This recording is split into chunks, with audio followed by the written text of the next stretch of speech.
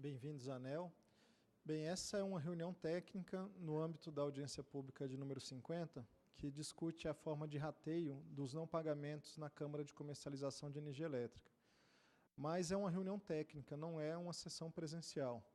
A sessão presencial da audiência pública ainda vai ocorrer durante a segunda etapa da audiência pública, mais próximo do final do processo todo de consulta aos stakeholders. Hoje a ideia é a gente retirar dúvidas em relação à nota técnica e à proposta da ANEEL colocada em audiência pública. Como também houve bastante ruído em relação à abertura desse processo, eu acho que vale a pena, logo agora no começo, eu prestar alguns esclarecimentos, de modo a gente poder concentrar o debate na nota técnica e não nessas dúvidas que foram suscitadas logo no âmbito do processo. Bem, primeiro, é importante destacar que esse procedimento já estava em estudo há praticamente 2 anos na ANEEL. Isso compunha a nossa agenda regulatória e o objetivo é criar um mecanismo de rateio de não pagamentos que possa ser neutro. O que quer dizer isso? Que não faça parte das agências, da estratégia de negociação dos agentes, se vai comprar ou se vai vender, monitorar o não pagamento. Quer dizer, o não pagamento ele não pode ser um custo adicional, inclusive do ponto de vista estratégico. Além disso, a gente identificou alguns problemas na forma como hoje é feito, que pode resultar em incentivos à judicialização. Então, esses foram os 2 principais motivadores do processo. Ter uma regra mais neutra, do ponto de vista estratégico, de modo a simplificar as decisões de negócio dos agentes, e a outra não gerar incentivos a um comportamento que, do ponto de vista regulatório, ele é permitido, mas que aumenta riscos setoriais, inclusive de judicialização. Então, a nossa ideia da proposta era essa.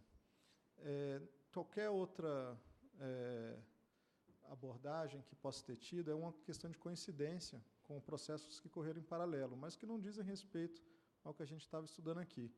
Outro ponto importante a ser colocado, a gente imagina que com esse tipo de regra, no futuro, algumas judicializações que hoje compõem o estoque de não pagamentos da CCE não viriam a ocorrer. Mas a nossa ideia não é aplicar essa regra sobre esse estoque que hoje está aí. Teria que abrir espaço para uma solução que o próprio Ministério de Minas e Energia já negocia para resolver esse estoque e teria que, de qualquer forma, ter uma regra de transição. Então, uma vez aprovada a norma, isso teria que ser transformado em procedimentos, em regras de comercialização. Então, isso é para valer em algum momento no futuro.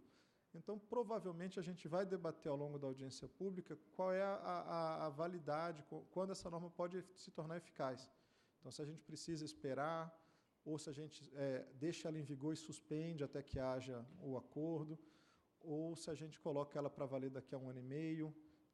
Também o importante aqui é desvincular, desancorar o resultado atual de não pagamentos à CCE com as contribuições que os agentes farão. Porque você pode estar numa situação em que você é contra ou a favor da nova proposta, mas olhando a aplicação imediata dela, você se vincula a uma posição que você não tem como defender de público uma solução que pode colocar na sua conta alguns milhões, se não bilhões de reais, mesmo que você entenda que seja uma regra mais saudável. E como existem agentes que estão dos 2 lados, é um jogo de soma zero, existe um viés, né, que vincula os agentes de ambos os lados. Gente que seria a favor e não pode se manifestar, porque a regra implicaria um rateio, e gente que seria contra e que também não pode se manifestar, porque estaria vinculado a essa decisão. Então, de qualquer forma, para deixar de uma maneira bem transparente, não é para aplicação imediata, não esperamos contribuições preocupados com o recebimento deste estoque da dívida que já existe. Propostas sobre como solucionar isso, se nós devemos esperar, se nós colocamos à parte, se mantemos 2 regras em paralelo. Existe uma série de complicações legais e regulatórias sobre as hipóteses que serão colocadas, mas contribuições a esse respeito serão bem-vindas. Mas não se preocupem que a ideia não é aplicar essa regra sobre o estoque atual. De qualquer forma, isso está afastado desde já. Outra questão que foi levantada algumas vezes foi sobre a utilização da metodologia de 2 etapas.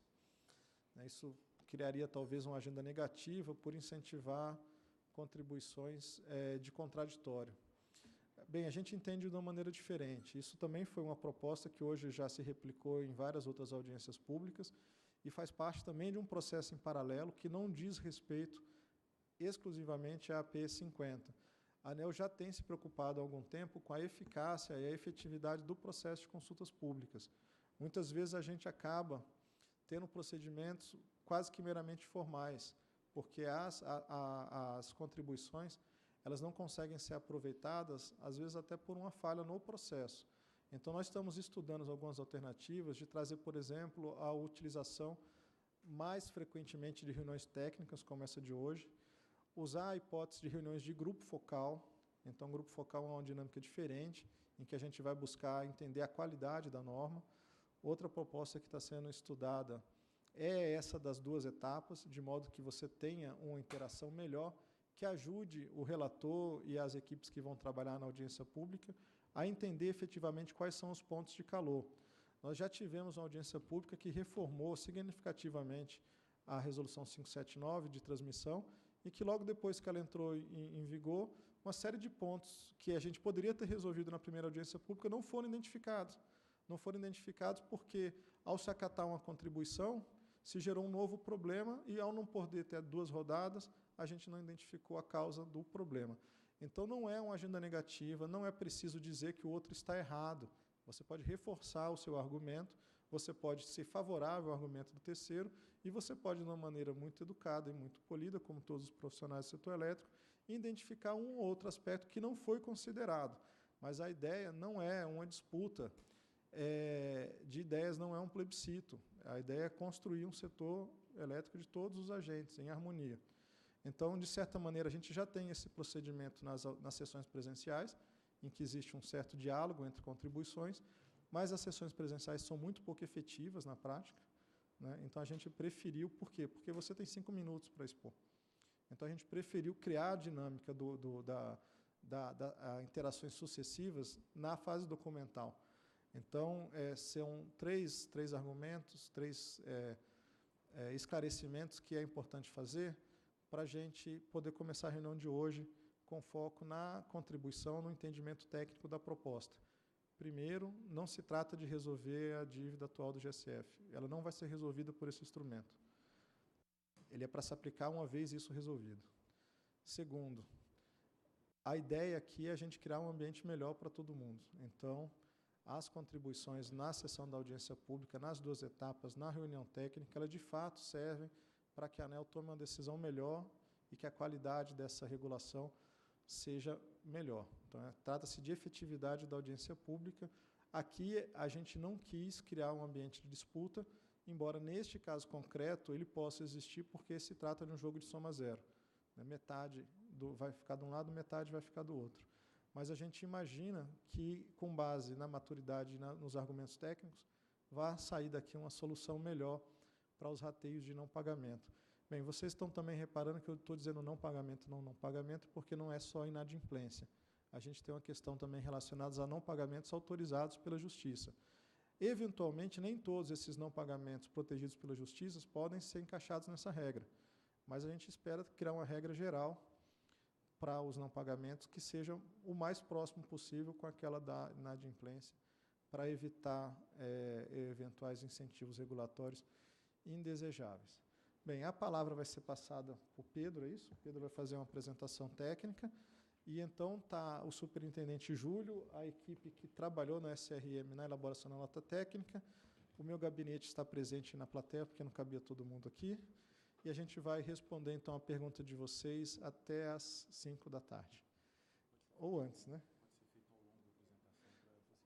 A gente também, hoje não é uma sessão presencial, não tocou hino, e então é um negócio... Eu nem queria que fosse essa sala, mas é que tanta gente se interessou. Então, havendo dúvida, pode levantar a mão, as meninas vão passar o microfone, não precisa esperar terminar a apresentação.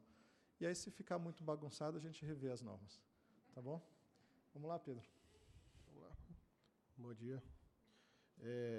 Fazer a apresentação sobre a Audiência Pública 50, o principal assunto aí é o rateio dos valores não pagos no MCP.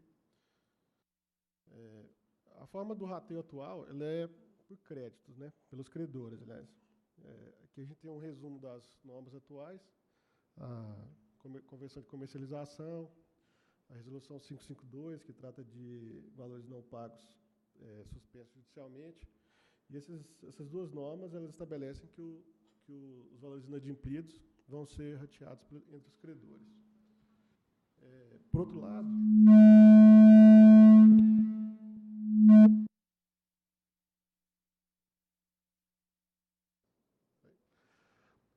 lado, a resolução que trata de desligamento de agentes, ela já traz essa solução de rateio da inadimplência entre todos os agentes do setor, né, na proporção dos votos. Então, vamos lá.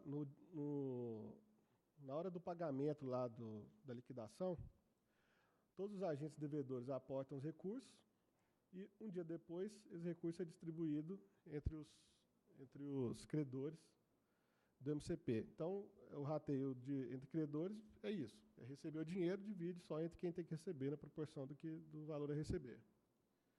Aqui a gente colocou essa tabela na nota técnica, só para exemplificar, né, de como que é hoje. Existe lá um mapa da liquidação da CCE. O mapa da liquidação da CCE.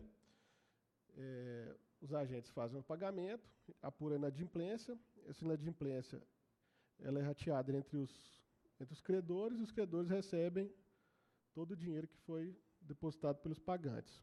Então, naturalmente, a inadimplência é rateada apenas entre os credores. A proposta que está sendo colocada em audiência pública agora, a gente está propondo que essa inadimplência seja rateada entre todos os agentes, né? Na prática, o que a gente está propondo é praticamente uma antecipação daquilo que ocorreria num eventual desligamento do agente, né? Que no desligamento o rateio já é feito pelos votos.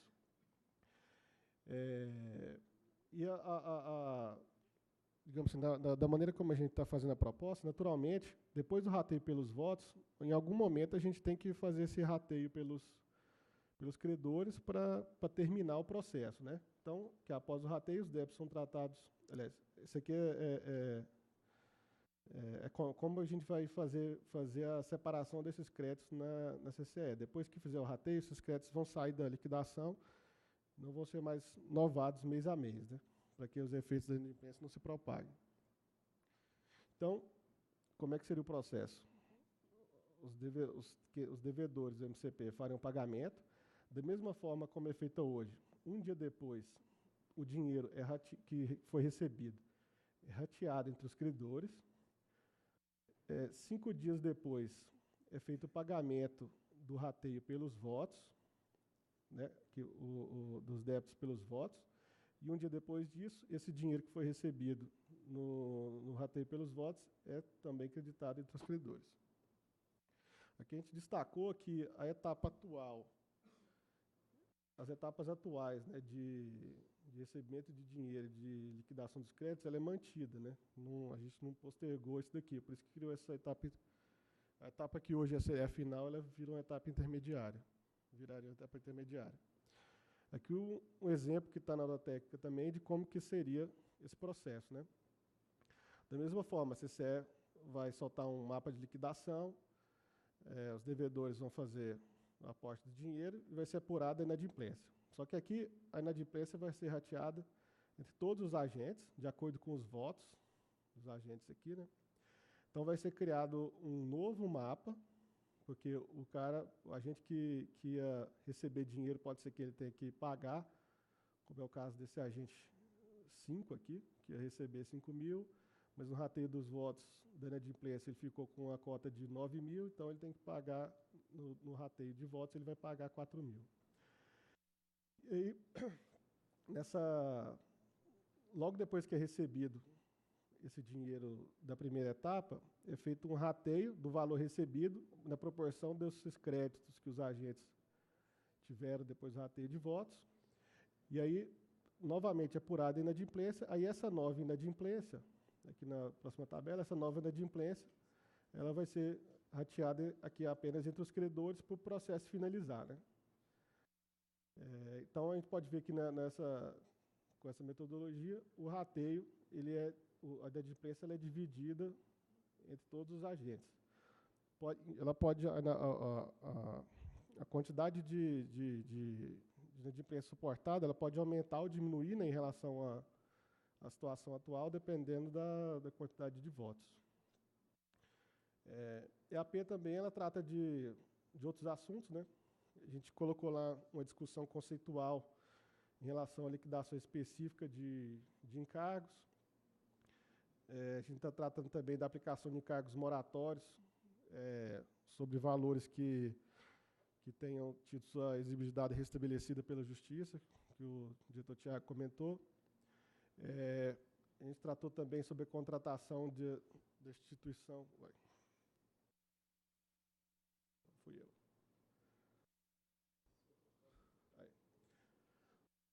Sobre a contratação de instituição para fazer essa liquidação pela CCE, né, estabelecer um processo concorrencial, e também sobre o tratamento a ser dado para a aquisição de energia para empresas que estejam em recuperação judicial e sejam associadas à CCE. É isso. Bem, então, estamos abertos. Tem uma pergunta da Elber.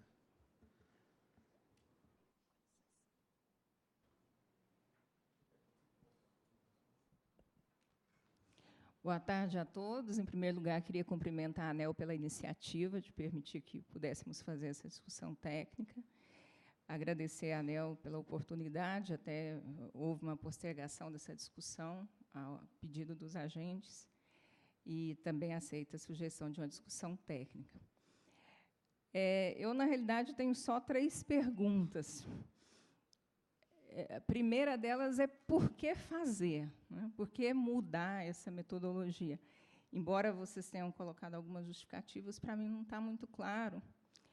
E eu, pessoalmente, tenho um ponto com isso, porque eu participei da concepção do primeiro modelo, Tiago e eu, aliás, né, Tiago?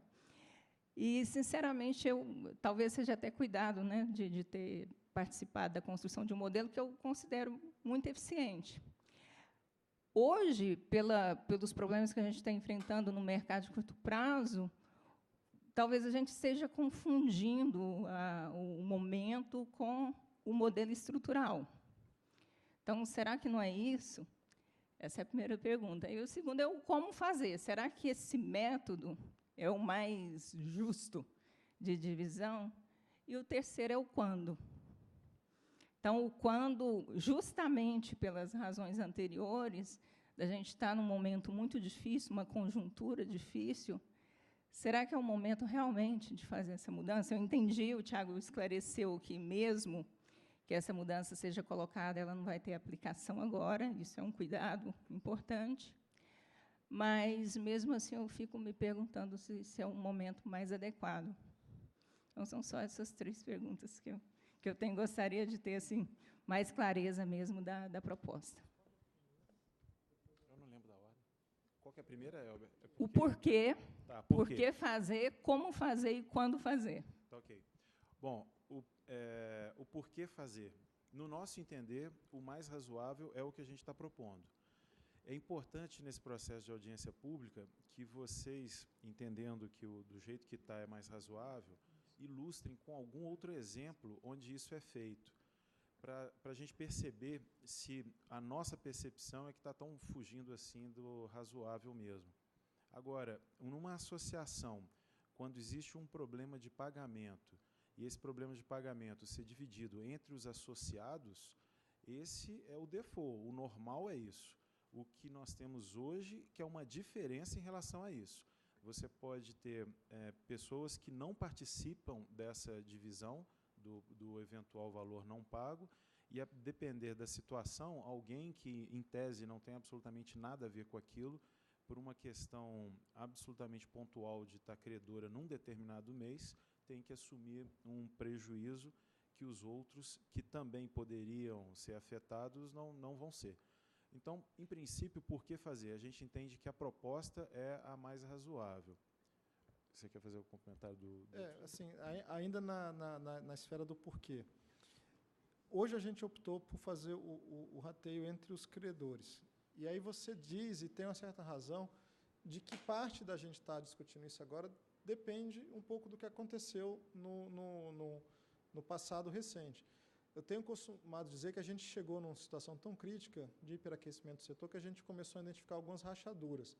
Então, a questão do rateio, por exemplo, eu começaria, embora a forma lógica de apresentar, olha, ratear entre credores ou por voto, o problema principal que a gente tinha era de interromper a inovação. A gente precisava interromper a inovação para ter valores líquidos e certos que permitissem a identificação desse problema entre as partes, para que elas possam ser ouvidas, por exemplo, no âmbito de processos judiciais. Então, hoje você tem uma questão difusa que você não sabe efetivamente quem é o pagador, para envolver no âmbito de um processo judicial. E a ANEEL atua como procuradora do interesse difuso de uma maneira que ela não consegue atuar eficazmente. Então, é reconhecer. A ANEEL e a CCE não defendem esse interesse difuso com a mesma eficácia e eficiência que os agentes deveriam se fizessem parte, ou poderiam fazer se fizesse parte. Então, para mim, a principal motivação é, bem, vamos interromper o ciclo de inovação. Essa dívida ela tem que ser, de alguma maneira, tratada separado a cada evento, de modo a permitir a identificação das partes afetadas e as partes afetadas fazerem parte da solução. Porque a gente está criando uma regra para um não pagamento da ordem como era o histórico anterior, não da ordem atual. Mas, mesmo assim, o histórico anterior não era tão baixo assim. Então, é importante ter uma regra de tratamento disso. E a gente entende que, se existisse isso, não haveria essa escalada de não decisões judiciais, porque eu não vejo problema nenhum em buscar abrigo no judiciário. O problema é o judiciário não atender às expectativas nossas da ANEEL, de vocês, do setor, de dar uma decisão que pacifique isso, tempestivamente. E ele não consegue fazer isso porque o assunto é muito complexo e os agentes não estão envolvidos. Com o envolvimento dos agentes, o assunto poderia ter sido resolvido já, ainda que judicialmente, lá atrás, a gente não estaria discutindo mais nada disso hoje, por exemplo, no caso do GSF. Então, para mim, o importante é acabar com a inovação. Mas acabar com a inovação usando como rateio os créditos num mercado extremamente volátil, com fontes que têm sazonalidade, me parece injusto. Então, se eu tivesse que fazer uma inovação e olhasse lá um mês em que há muita geração das usinas do Rio Madeira, de Belo Monte, ou de eólicas, aí eles iam ficar credores e eu ia alocar essa regra bilateral lá. Então, outro problema, eu sei que tem agentes aqui da área de comercialização que tem uma capacidade muito maior de se manter neutro em relação a isso. Então, você acaba rateando entre parte dos agentes e que não tem condições de se proteger. Bem, é razoável que ele use os exercícios de proteção dele. Do ponto de vista específico da agente de comercialização, eu acho que ele, inclusive, gosta disso, é a liberdade, é a forma como ele atua. Mas será que essa é a melhor forma para o setor como um todo? Você ter agentes que consigam se blindar do risco e outros que têm que tomar o risco naturalmente, inclusive sem poder precificar, porque esse risco ele é cumulativo, ele se inova o tempo inteiro. Então, é uma incerteza que não consegue ser tratada. Então, o que a gente resolveu foi, vamos tirar. Vai ter um custo. Vai ter um custo para quem pode se proteger. Mas, efetivamente, é um custo pequeno, dado o tamanho do peso deles. Então, era uma regra que a gente olhou e falou, já tem a regra, já é a segunda etapa. Então, se eu for acabar com a inovação da dívida, talvez seja melhor já caminhar para essa regra. Mas a cadeia lógica é a seguinte, eu preciso ter uma dívida não novada, separada individualmente entre credores e devedores, para que a gente possa tratar disso de maneira eficaz do ponto de vista administrativo e judicial. Para eu acabar com a inovação da dívida e ter uma dívida líquida e certa, eu preciso bilateralizar. Não é exatamente isso, porque a gente ainda continua liquidando centralizadamente, mas eu conheço os pares. E eu preciso de uma regra justa para fazer isso. Num setor altamente sazonal, nós sugerimos que a regra seja o número de votos, porque ela representa a comercialização média anual. Então, ela não pega, ela não está sujeita ao ponto da sazonalidade. Bem, esse é o porquê. Agora, o como aí é com eles. O como e o quando são questões pertinentes. Na verdade, o quando foi efeito de uma discussão que nós tivemos recentemente, desde poucos anos atrás, sobre o processo de garantias. Naquele processo de garantias que nós identificamos que, enquanto o rateio for feito do jeito que está sendo feito, muito dificilmente a discussão de garantias iria sair do impasse que estava. Então, foi por causa disso que a gente identificou, como já tínhamos aquilo avançado até um ponto em que literalmente travou, porque tinham partes de um lado a favor, de outro contra, que não deixavam a coisa andar, a gente identificou que era a oportunidade de começar a rediscutir a maneira de se fazer o rateio. Não tem como, como é um paradigma a ser quebrado, não tem como a gente fazer essa discussão de maneira diferente do que a gente fez, que é colocar para discutir publicamente. O que a gente discute agora é qual é a ideia, a melhor ideia, a ser implementada no momento futuro. Esse momento futuro, o Dr. Tiago já disse, ele não é futuro de curto prazo. Tem até alguma inviabilidade, não é tão factível fazer esse negócio agora, mas é uma questão que a gente tem que ter endereçada, partindo do pressuposto que chegaremos lá a um modelo que entendemos que é o mais razoável, e dizer a partir de quando que a chave vai ser virada. Então, é importante, de novo, a contribuição de vocês nisso, para identificar qual que seria, inclusive, o momento mais adequado. É daqui 1 ano? É daqui 5 anos? É daqui 10 meses? É daqui 2 meses? E, em paralelo, a discussão que tem hoje de grande monta, associada ao GSF, ela está ocorrendo. A nossa expectativa não era de que isso estaria ainda em discussão até agora, mas está. De qualquer maneira, tem uma discussão em paralelo andando sobre esse tema. E o que a gente podia, idealmente, é, abstraindo dessa quantidade de dinheiro que a gente tem hoje, qual seria a melhor solução e, a partir daí, identificada essa melhor solução, quando o melhor momento para aplicar. Mas, quanto ao momento de discussão, a gente entendeu que agora era razoável, considerando essa nossa discussão até algum tempo atrás sobre o processo de garantias. Assim, o como a gente vai discutir efetivamente durante a audiência pública, né? O importante é que haja o entendimento do porquê. O como, todo mundo estando no mesmo patamar de entendimento, a gente pode chegar numa forma melhor, operacionalmente, do que é que a gente propôs. O quando, aí são 2 quandos, né? Ele vai começar a vigir quando a gente resolver o problema atual, porque senão a gente fica dominado por ele. Agora, o porquê começar a discutir agora? A gente tem um problema de fluxo. Há uma previsão, eu acho razoável, de uma grande aceleração regulatória a partir do ano que vem, se a gente conseguir fazer as reformas em discussão no setor elétrico. Então, em fazendo essas reformas, vai haver quase um dreno, um buraco negro, um vórtice sugando os recursos da agência para pautas que vão estar determinadas em lei com prazos. 6 meses para isso, 4 meses para aquilo, 1 ano para aquilo. Então, a gente vai se dedicar a isso. Tentar resolver um problema hoje, embora pareça meio loucura, e deixar ele pronto para aplicar lá na frente, é a janela de oportunidade que a gente tem. Além disso, do ponto de vista mais egoístico, vai haver uma transição muito forte de diretores da ANEEL, né? A gente começou, já teve o fim do mandato do diretor Jurosa, agora em janeiro termina o do Reive, em agosto acaba o meu, o do André e o do Romeu. A equipe que está aqui gostaria de conduzir algumas coisas. Então, por mais inoportuno que pareça discutir uma forma de rateio com uma inadimplência de bilhões sobre a nossa cabeça, agora, ou seriam outras pessoas, seriam num futuro em que a gente enxerga com a necessidade também de outras agendas muito premente. Então, assim, o que eu podia fazer era acelerar o processo da discussão e deixar um hiato, um gatilho para deixar a vigência lá na frente. Mas quando agora, a pertinência é essa, vai haver uma aceleração regulatória lá na frente e vai drenar todos os nossos recursos, e essa equipe hoje que está na direção da ANEEL gostaria de debater esse assunto antes de passar o bastão. Claro.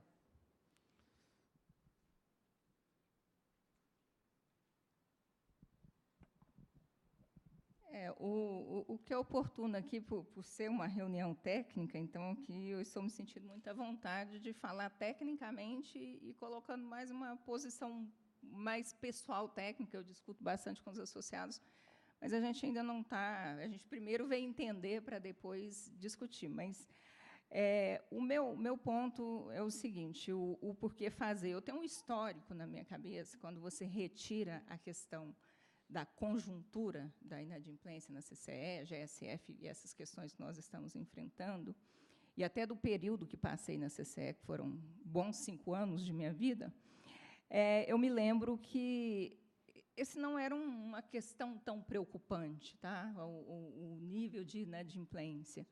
Então, eu não está claro para mim que essa inadimplência seja algo tão preocupante, e o ponto da inovação, você tem razão, é um ponto importante, mas quando esse desenho foi pensado, e as várias formas de rateio, essa questão foi muito bem refletida. E o que me preocupa é, o Júlio disse, olha, trata-se de uma associação, então parece justo dividir aquele custo, aquela inadimplência, com uma associação. É uma associação que presta outros serviços, que muitos associados que estão lá, e eu não sei hoje, Ari, mas talvez 2.000 agentes, né? 7, pois é, olha só. 2.000 só de consumidor, né? E daí, essa associação, que tem um número grande de agentes, e tem alguns agentes que utilizam muito mais daquele clube, é um clube muito frequentado, um clube de alto nível, muito bem frequentado, e os agentes que usam mais o clube, que são os caras que realmente operam, que ganham, que perdem, eles hoje pagam essa conta, né? Geralmente, a conta está paga, e aqueles que não frequentam tanto o clube não pagam essa conta, porque é uma conta específica, mas pagam a mensalidade anual. Então, não me parece justo o fato de eu pertencer àquela associação, eu já sair pagando. E aí vem a questão da financiabilidade, que me preocupa, quando vocês mencionam a questão da incerteza. E eu, agente, que faço um contrato, que vou ao banco, faço financiamento, emito uma debênture, eu estou operando ali naquele mercado. Como é que vai ficar essa minha situação de financiamento? Eu estou exposta a um risco que eu também, há um problema, uma inadimplência que talvez eu não esteja nem causando, que eu não estou operando. É só para refletir, tá? Esse ponto, para mim, ainda está muito difícil de responder para optar pelo coma. E a gente já está discutindo o porquê e o como ao mesmo tempo. O que me parece é que o porquê, a razão pela qual você quer mudar, não seja suficientemente forte para explicar o como. Esse é o ponto. É uma visão técnica de Elbia, tá? A gente ainda está num processo de construção. A gente agradece, e acho que faz parte da ideia de hoje, ter já essa conversa um pouco franca. Bem, algumas coisas dependem até da forma como você enxerga, se é um risco sistêmico, se é um risco de negócio. A nossa proposta diz que isso é um risco do sistema.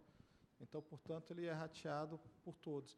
E uma coisa que nos incomoda, e você mencionou, é que hoje você pode estar numa situação de credor, ter um cliente que te paga e está sujeito a não receber, porque o cliente de outra pessoa, ou às vezes porque o mercado ele é muito interessante, a questão do você estar em débito ou não depende nem de você ser cliente, né? Às vezes você é um gerador que não performa, né? E aí essas coisas começam a gerar liquidações e relações de credor e devedor que não são tão transparentes e o risco não é tão controlável.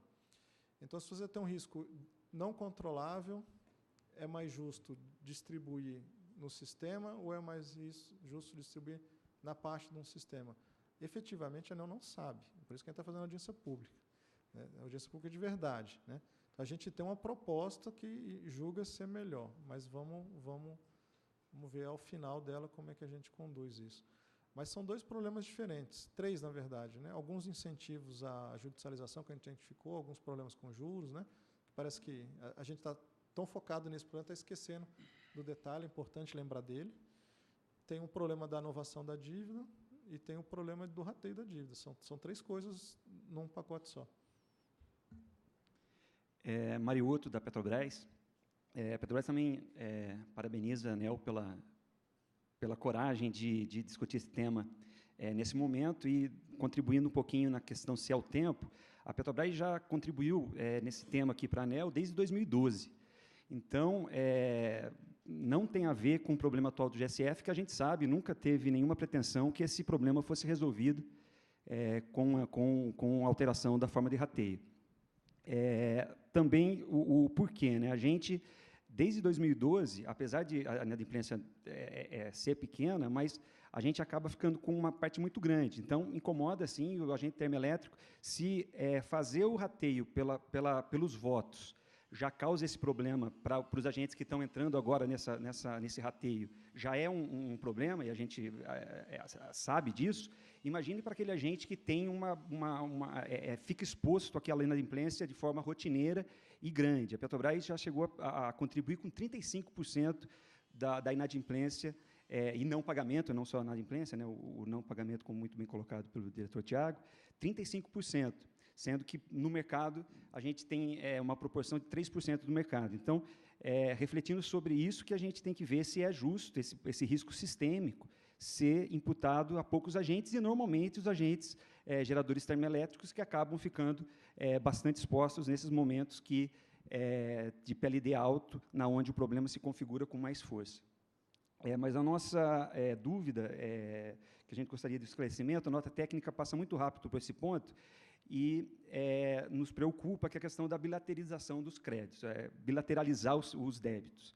Como é que isso é feito? Isso aí vai ser colocado, identificado o credor e o devedor, eu acho que isso é positivo, mas a gente acha perigoso se, em algum momento, a gente está pensando em tirar esse débito da CCE. Eu acho que esse débito tem que ficar na CCE, controlado pela CCE, e se lá na frente, quando uma liminar cair, aquele agente não pode ter preferência para quem ele vai pagar, porque ele vai ter vários devedores, ele tem que pagar na CCE, e se ele não pagar tudo, que isso seja rateado pela proporção, ou ele não ter a possibilidade de escolher qual débito ele vai pagar. É isso que a gente entendeu, a gente gostaria de confirmar. E se não pagar, sofrer todas aquelas penalidades de desligamento e que já são previstas na regra de comercialização. A gente gostaria de saber se é isso mesmo que está sendo proposto. Talvez não tenha ficado muito claro, mas na proposta de resolução, ela trata como a CCE vai representar esses agentes, esse coletivo de associados que se tornam credores fácil de alguém que ou está com uma liminar ou simplesmente é inadimplente. Então, essa metodologia está lá, razoavelmente clara.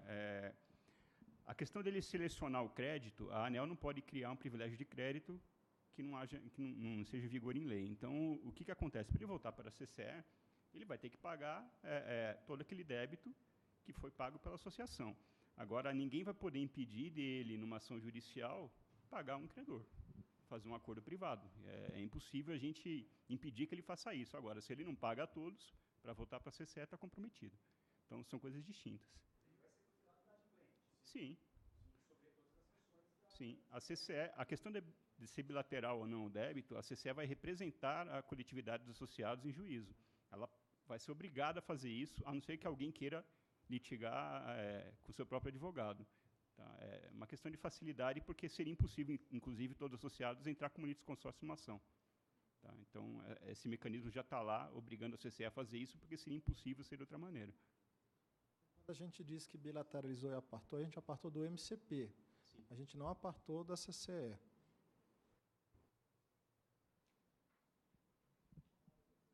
Oi, boa tarde, eu sou Solange, da EDP, e, na verdade, eu tenho 3 dúvidas também, né? Uma delas é se essa forma de mecanismo de incentivo não pode gerar até um incentivo contrário aos agentes. Primeiro, porque aumentaria muito a incerteza para o bom pagador, né? E isso pode até levar mais liminares para a ordem de recebimento. Outro tipo de incentivo contrário, será que ele não poderia retardar o prazo para recebimento? E não poderia incentivar até o menor número de operações na comercializadora, porque o número de votos dela é por operação, né? Essa seria a primeira dúvida, quanto ao mecanismo de incentivo. A outra dúvida é sobre a operacionalização. Quando o devedor pagar o que ele deve, como que ele vai devolver? Vai ser a partir dos votos, na data quando ele deixou de pagar, ou vai ser na data atual? Será que isso não está trazendo até uma complicação a mais, né, para o modelo? E a última pergunta é, por que não explorar mais a alternativa da criação de um sistema robusto de garantias, ao invés de tentar, às vezes, propor uma solução mais paliativa? Bem, vamos lá, vamos um pouco com calma. Os efeitos colaterais, eles têm que ser identificados agora nessa etapa. Então, eu convido a EDP, se ela tem esses receios, que nos mostre situações possíveis, na forma do texto de contribuição, de quando que isso poderia ocorrer. Tratando aqui de comportamento de agentes, é de fato possível que eles caminhem de um lado, mesmo a gente tentando incentivar para o outro, mas a gente entende que é exatamente o oposto. A gente está retirando os benefícios de um comportamento e partindo do pressuposto de que vão, pelo menos a grande maioria, agir de boa fé. é claro que, se você deixar um incentivo errado, mesmo de boa fé, eles vão caminhar para aquele lado. Então, a nossa preocupação é em relação a essa. Em relação às formas da divisão do voto, a nossa ideia é que elas sejam estabelecidas o valor delas por mês. Então, você vai separar o valor e vai dizer quem que é o credor, quem que é o devedor por mês, e essas contas vão ficar guardadas mês a mês e vão ser corrigidas. Então, na hora que você tiver que pagar, você vai pegar todo aquele valor, mês a mês, na proporção dos seus votos naquele mês, e você vai trazer e vai pagar em reais. Você não faz um novo rateio. Na hora a ideia é essa. Quanto ao atraso do pagamento, a forma como a gente propôs, eu sei que a CCE acha que está até muito arrojada, resolve tudo no mesmo mês. Né? E mesmo que divida em 2 meses, tem sempre as 2 etapas. Tem o dinheiro do credor e tem o dinheiro do voto. A gente não acabou com essa etapa. O que a gente fez foi dizer que, em vez de esperar o agente ser desligado, nós vamos tirar essa dívida do mercado de curto prazo e jogar para um outro âmbito da CCE. Então, essa regra já existia, só que ela só ocorria em caso de desligamento. E aí você tinha uma dívida renovada todo mês. A gente está falando assim, não quero mais renovar. Essa dívida ela vai para o lado. Ela vai para o lado, eu esqueci de mencionar, mas isso é um dos porquês também. Um agente entra hoje na CCE, ele herda uma conta absurda. Se ela já tivesse sido apartada, ele entrava com o mercado limpo. Então, isso é uma outra razão pela qual precisa ser interrompido o sistema de inovação. A questão de garantias corre em paralelo. A gente pode ser colocado no âmbito do AIR, talvez a gente tenha falado, assim, não fazer nada, trabalhar só com garantias, ou trabalhar dessa forma. Mas a gente acha que, na verdade, essa ação nos fortalece no caminho do que a gente pretende de garantias robustas. Resolve alguns problemas de conflito de interesse que a gente tinha na hora de estabelecer as garantias. E sobre os comercializadores, me parece que eu não entendi quando você falou que é por operação. Ela é por energia, né? Comercializada, né? Hoje está assim, né? Por energia, né? Não, aí tudo bem, o número de operações comercializou, mas é volume de energia. Eu acho que é igual a todo mundo, né? Se alguém vai comercializar menos e vai votar menos, deve ser menos onerado também. Me parece razoável. Se a regra de voto não é equitativa ou não é justo o suficiente, então aí pode até se eventualmente discutir a regra dos votos, mas a regra dos votos é a regra pela qual cada associado exerce seu poder dentro da associação. Então, parece justo, nessa medida em que ele exerce o voto, que ele arque com o ônus correspondente. Tanto para um lado quanto para o outro.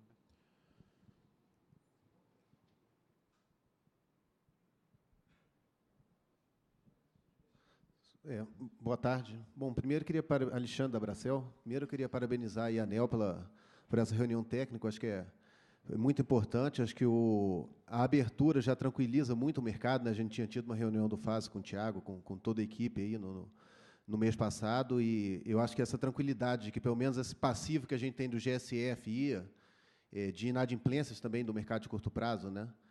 Quase aí 1 bi hoje já de inadimplência no mercado de curto prazo, que não é o que está sendo discutido, né? A discussão é uma proposta para frente, acho que isso traz uma tranquilidade para o mercado.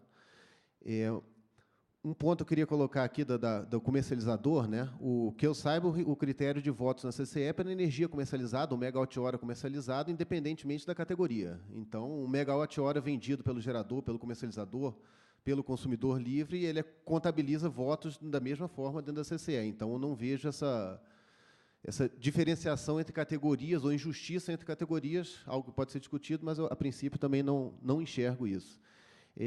Em relação ao que foi citado do comercializador, que ele é a categoria que mais beneficia dessa regra hoje, porque ele pode ajustar a sua posição, eu acho que a gente tem que... Não é tão simples assim essa análise. Vamos lá. Primeiro, que para o comercializador estar long na CCE é porque ele tem um contrato de compra que ele tem que pagar. Então, ele também tem uma dívida para pagar, assim como o térmico tem um CVU, assim como os outros agentes têm seus custos de geração, o comercializador tem seu custo de compra de energia. Então, o fato de não receber na CCE também afeta a saúde financeira do comercializador, assim como qualquer outro agente. Segundo, que não são todas as operações do comercializador que ele tem essa possibilidade de ficar short e ficar long. Lembrando que a regra de lastro no mercado livre ela é pela média móvel dos últimos 12 meses. Então, muitas vezes, você tem que comprar um contrato e deixar liquidar a PLD mesmo, porque senão você vai tomar uma penalidade de lastro no 13º mês. Então, você A sua operação típica é comprar um contrato e deixar liquidar a PLD. Você é obrigatoriamente credor nessa situação. E terceiro, que quando você tem a opção de vender um contrato para sair da posição de credor, você tem um custo. O spread negativo aí, hoje a gente tem várias indicações de preços que mostram esse spread negativo, que é justamente o custo que o comercializador está pagando, ou os agentes do mercado estão pagando, para sair desse risco de inadimplência na CCE. Então, também não é tão simples assim. Se a gente for olhar friamente, pontualmente hoje, não é a análise que a gente faz na Bracel, mas grande parte dos créditos represados hoje são nossos, dos comercializadores, porque a gente está sem eliminar. A gente recebeu 16% dos créditos na última liquidação. Então, se a gente estivesse olhando só para o nosso umbigo para receber, se a gente tivesse a conta, talvez até fosse melhor para a gente esse critério que está sendo proposto, né? Mas não é essa análise que a gente faz lá. Um outro ponto que eu queria colocar, e eu acho que esse talvez seja a grande discussão aqui da audiência pública, é essa questão da inovação. Quer dizer, se hoje a gente tem um problema de valores que não são pagos, ou por inadimplência ou por liminares, e que nem a CCE e o ANEEL, em nome de todos os agentes, conseguem ir atrás do cara para fazer o cara pagar, será que eu, individualmente, que posso ter uma conta pulverizada de centenas de reais, talvez, vou conseguir, na justiça, cobrar o crédito desse cara? Será que realmente isso vai ser o mais eficiente para ir atrás desses valores que estão em aberto? E aí, então, me parece que a gente está atacando o efeito do problema que a gente tem no setor, que é o rateio de inadimplência, ou quem arca com essa inadimplência, e não a origem. E aí, basicamente, a gente tem, hoje, falando, 90% do problema é o GSF, que a gente espera que saia em breve aí uma solução, né, para esse problema, e também um outro problema que tem sido atacado, que são ali 2 ou 3 distribuidoras que estão inadimplentes. Eu não sei se com a CDE, com a privatização, a gente vai resolver esse problema, mas que é um problema crescente também.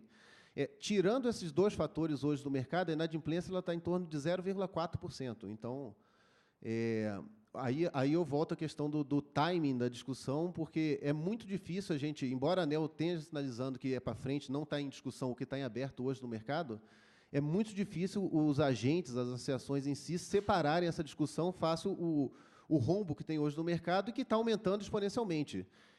De agosto para setembro, a gente aumentou em 1,2 bi, e nessa última liquidação, mais 1,1 bi. Então, está aumentando 1 bilhão por mês esse passivo na CCE.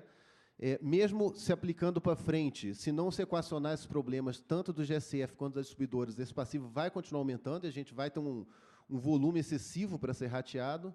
Então, o timing, por isso a gente questionou muito no início o timing dessa discussão, porque é muito difícil separar. É igual discutir a regra de republicação do PLD, que a gente espera também que seja mudada em breve, né, quando você tem uma iminente republicação ali na frente. Então, é difícil os agentes separarem essas posições. Bem, eu não disse que os comercializadores se beneficiam, disse que eles têm melhores condições de se proteger e, evidentemente, eu mencionei, tem um custo dessa estratégia. Então, na verdade, eu acho que é melhor para todo mundo mesmo, mas depende da avaliação de cada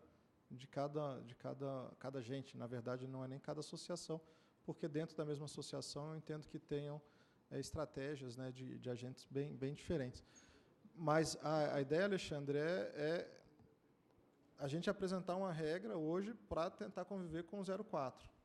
Mas o 0,4 é 0,4 de alguns bilhões, né? E isso pode ficar 35%, 40%, às vezes, em cima de um único agente. A gente está propondo uma regra para isso. Em relação à ideia de nem a CCE nem a ANEEL conseguir defender, e talvez você fracionado, a gente quer dar um rosto para a dívida, mas a gente está colocando a hipótese de, em você fazendo parte e tendo um rosto, você nominar o seu advogado, como o Kugler disse. Mas continua isso no âmbito da CCE, a CCE e a ANEEL vão defender. Mas eu vou te dizer, é muito ingrato para a gente despachar com o juiz e ter um agente concreto dizendo que quebra, se pagar, e do lado de lá é um rosto difuso, apagado, em que eu não consigo dizer, olha, tem empresa X, tem empresa Y, e eles vão quebrar também. Não tem, esse é um jogo de soma zero. Não tem como você não pagar e todo mundo receber. Mas como eu não tenho um rosto, e o juiz fala assim, não, mas quem não vai pagar? Aí você fala assim, não, é o MCP. Aí já complicou, porque é uma sigla. Né? Ou é o MCP ou o MRE. Aí ele fala, joga no MRE. Não, mas tem um liminar que não deixa pôr no MRE. Então, aí ele não decide. Ele simplesmente fala, suspende o pagamento enquanto eu vou pensar em qual letra eu coloco. Agora, imagine que a gente chega lá e fala, olha, empresa A, empresa B, empresa C, elas estão deixando de receber X. Isso eu conheço, porque eu sou regulador, representa 10% do EBITDA da empresa.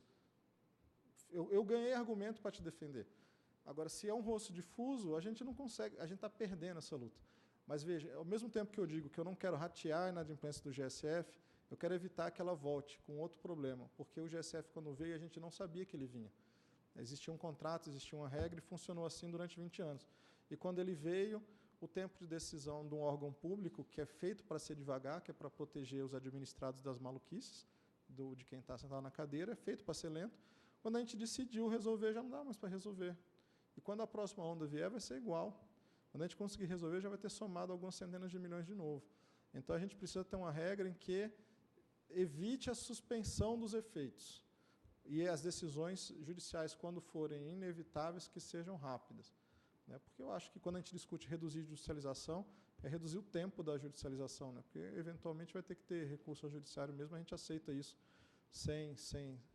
sem levar o litígio para outras esferas. Então, não vejo nenhum problema em disputa judicial, desde que os juízes fossem capazes de entender a dor que causa a decisão para os dois lados, e aí, conhecendo as duas dores, os dois direitos, poder decidir. Agora, se você leva um direito e uma dor e a outra não é difusa, a causa está ganha, cara. Não tem chance da ANEEL ganhar essa disputa. Mas é por isso que a gente quer bilateralizar, essa seria a razão. Oi, boa tarde a todos. Sara, CPFL Renováveis. Eu tenho uma dúvida. O não pagamento da parcela do rateio da inadimplência, ela vai dar início a um processo igual um agente que fica inadimplente no MCP, como, por exemplo, desligamento, penalidades? E, se sim, isso é regulatoriamente forte e previsto para não dar início a uma nova onda de judicialização? Por exemplo, eu paguei a minha parcela do mercado de curto prazo, estou tendo que pagar uma parcela de um rateio de inadimplência que não me pertence. A questão de peticionar em juízo ela é livre, não há como isso ser cerceado de qualquer maneira.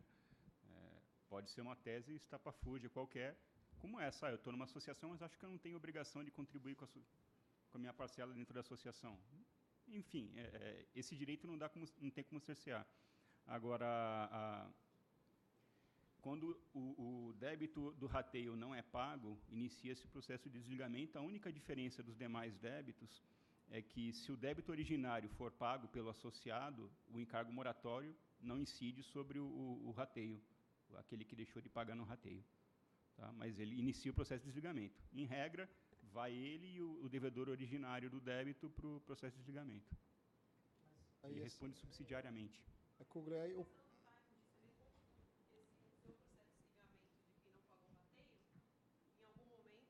Paga o do MCP? Sim, será informado, a CCE que vai controlar isso. E aquele que não pagou o rateio volta automaticamente ou não? Qualquer um que não pagou o originário e paga, volta. O rateio, se for pago a débito originário, também. É porque ele vai deixar, aquele débito vai deixar de existir. Ele é subsidiário, por isso. Entendi. Tá, obrigada.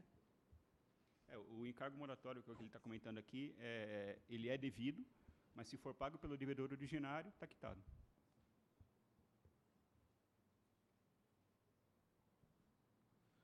Boa tarde a todos.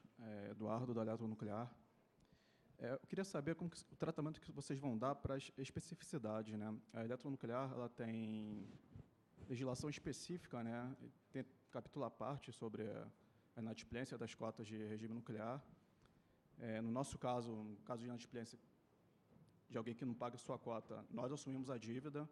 E aí nos gerou a dúvida sobre como a Eletronuclear iria operacionalizar esse tipo de rateio no mercado de curto prazo. Então, para nós ficou muito claro como que isso funcionaria para a gente nessa situação. Sinceramente, é um problema muito específico que eu não sei te responder agora. A gente vai ter que dar uma olhada na natureza de, por exemplo, Eletrobras e Itaipu, como é que é, mas acho que é representada por um agente, eu não sei. Você atua diretamente na CCE ou é representada pela Eletrobras? Diretamente na CCE. A gente vai dar uma olhada lá como é que é isso, tá? Mas, assim, a ideia geral é que, se conseguir criar uma regra que não tem que tratar especificidade, essa regra é melhor. Né? Se a gente começar a criar especificidade por uma questão de princípios, aí todo mundo tem a sua especificidade, aí a gente não tem regra no final do dia. Mas aí, se for muito específico lá, a gente dá uma olhada nisso, tá bom? Tá, okay. No caso da Eletronuclear, que é tarifa por custo, é um pouco mais complicado. Tem Tá, uma ok. observação sobre isso. Otávio, se quiser explicar melhor sobre aquele trecho Não, então, que é até porque a agora gente ninguém falou nada da nota, que é o de refletir o que é exatamente o MCP e se não deveríamos separar alguns dos encargos que hoje estão entranhados no MCP.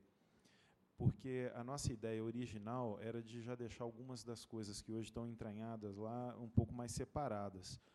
Mas não conseguimos chegar em alguma coisa muito razoável. Por isso que a gente colocou lá uma coisa bem filosófica de que isso tem que ser melhor discutido. Otávio, se quiser fizer alguma Mas é coisa... porque isso, né? a gente está com dúvida também com relação à operacionalização tem uma parte que é cota, a outra, em tese, inclusive a Angra 3 seria reserva, né? A reserva já tem um tratamento específico. Agora, a cota, teria que dar uma olhada lá. Não me recordo aqui. Queria só fazer um comentário, quer dizer, eu entendo a preocupação aqui do colega, agora, o meu associado já não está querendo entrar no rachuncho. Se ele entrar no rachuncho com a cota maior, porque alguém vai ter uma especificidade, também não seria justo. Então, acho que a gente tem que olhar aí, acho que todo mundo tem suas especificidades, agora a conta, então, que o comprador dessa energia pague, se eles não vão pagar, não pode ser o nosso associado, né? Mas, Alexandre, só para... É porque, por exemplo, ele tá na CCE por causa da Coner, que tem um CAFT lá específico. Então, ele já paga diferente do que você paga, por exemplo. E a questão é, por que a gente deixa isso entranhado do jeito que está hoje junto ao MCP? Tem lá suas razões, existe uma parte do dinheiro, tem suas razões. Idealmente, o que deveríamos é ratear a conta MCP de modo a tirar aqueles que não deveriam estar entranhados do jeito que está hoje. A nossa dificuldade foi em saber exatamente onde estabelecer essas fronteiras, tá? Então, especificidades já existem. Eles já pagam de forma diferente, apesar de hoje, do jeito que está proposto, a única forma de rachar lá é pela quantidade assim, de votos. Alexandre, a tua proposta talvez seja muito boa. Se ele vai para a Coner e o resultado da liquidação do MCP vai para a Coner, então o resultado do rateio do MCP pode ir para lá. Mas a gente precisa conhecer as especificidades para poder depois tratar. Mas a ideia é ter uma regra com menos especificidade possível. Se for inevitável, a gente trata. Para dar um pouco de segurança para os dois. A ideia também não é de sair buscando específicos para tratar igual. Agora, se ele não tem resultado nenhum do MCP para ele, é tudo da Coner, quer dizer, se ele não tem um ônus, né? Se não tem um bônus, por que ele vai ficar com ônus? Né?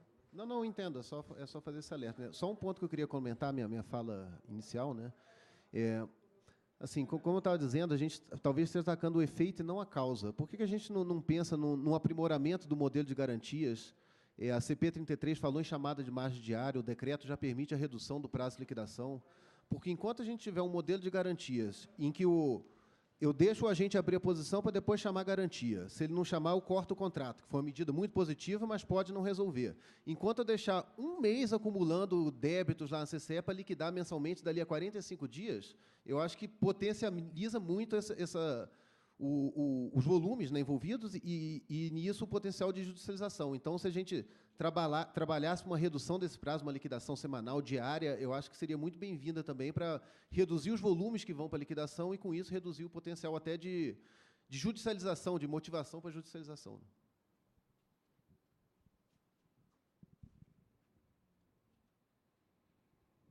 Marcelo Loureiro, ABIAP. Inicialmente, obrigado pela oportunidade dessa discussão.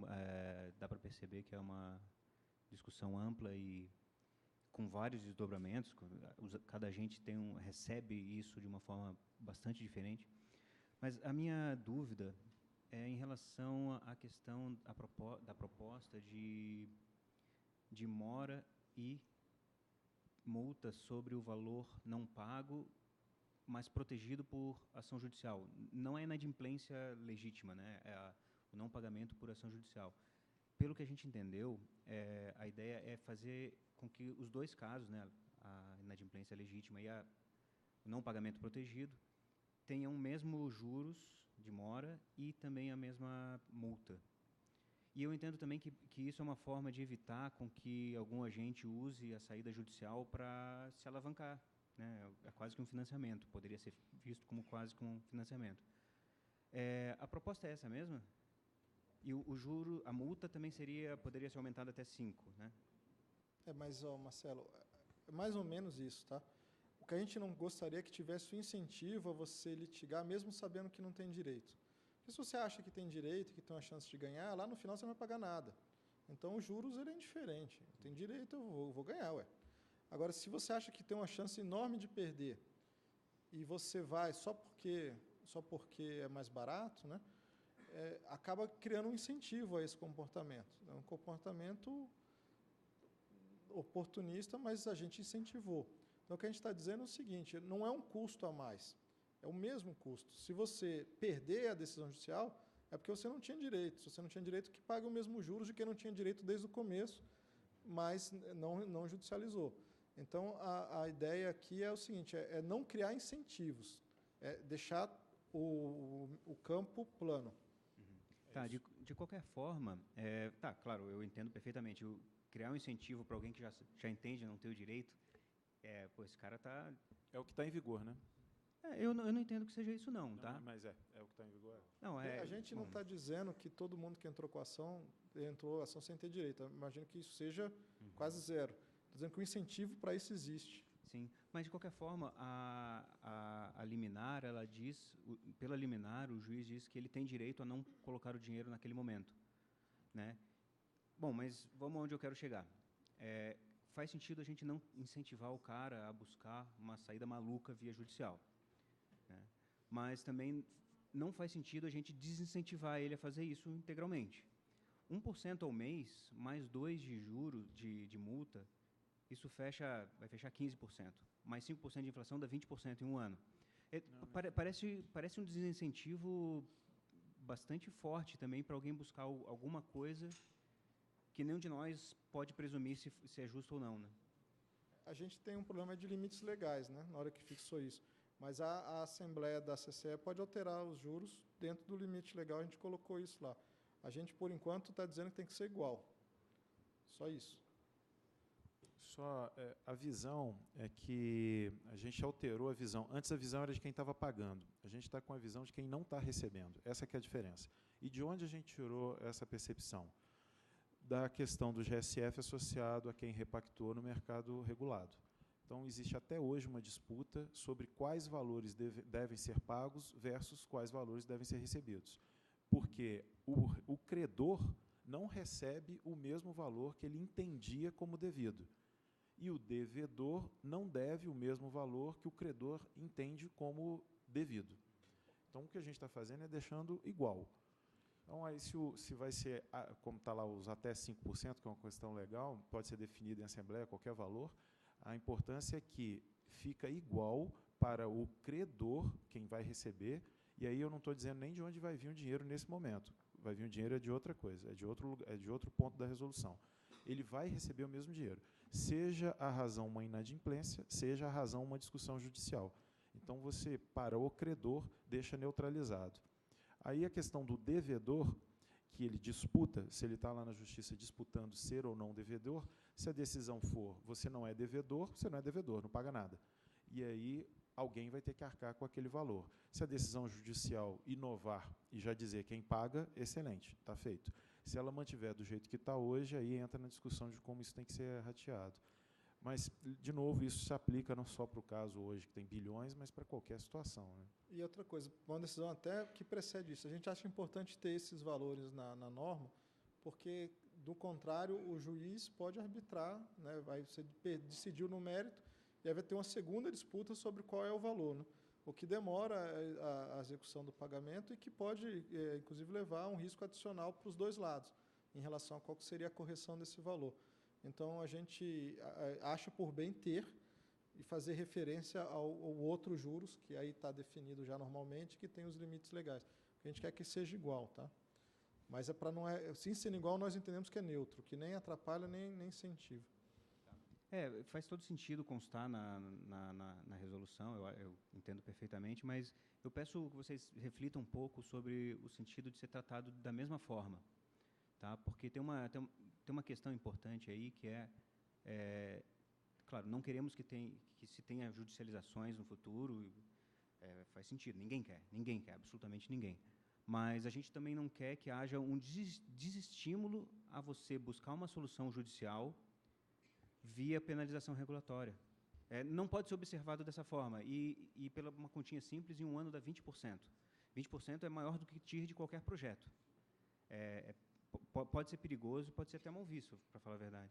Marcelo, só esclarecendo, não existe um desestímulo à judicialização, porque, na verdade, se ele obtém uma liminar e a sentença de mérito diz que ele não tinha o direito, o valor é devido.